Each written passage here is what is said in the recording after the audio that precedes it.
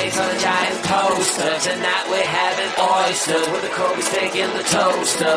Waiting to feed my lions and shit, you better deal with it. Wait here, I'm about to pick up Scarlett J and then Natalie P.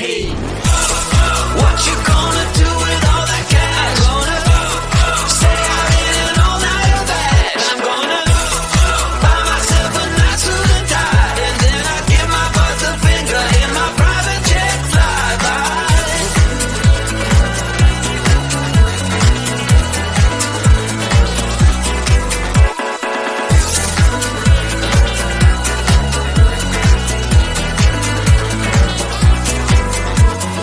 What you gonna do with all that green? I'm gonna feed my monkeys with it. They all hang out by the pool next to my backyard roller coaster with my face on a giant poster. Tonight we're having oyster with the Kobe steak in the toaster. Waiting to feed my lions and shit, you better deal with it. Wait here, I'm about to pick up Scarlett J and then Natalie P. What you gonna do with all that cash? Gonna stay out in an all-nighter bag. I'm gonna buy myself a nice suit and tie, and then I give my boss the finger in my private jet flyby.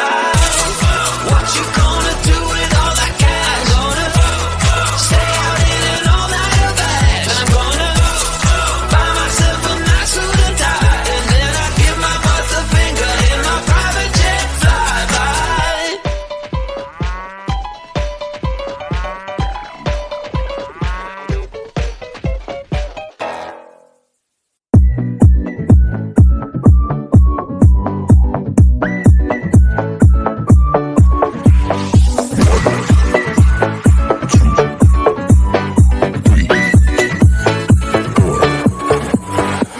You only make you feel like you could never leave.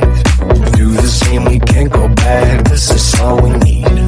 Follow me to make believe, make your dreams come true. This night means forever, and so does me and you. We say we love, we say we love. We gave it all, we gave it all.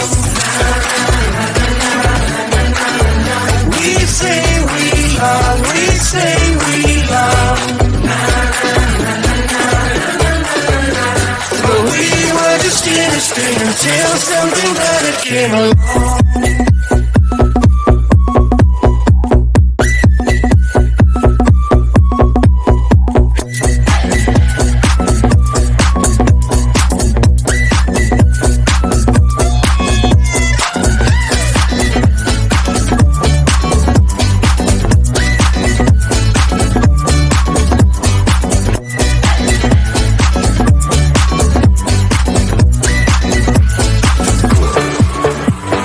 Fall in love and tear it down as soon as we wake up.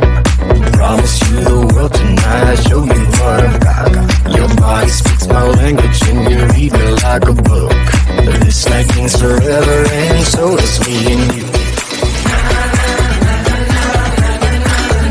We say we love, we say we love.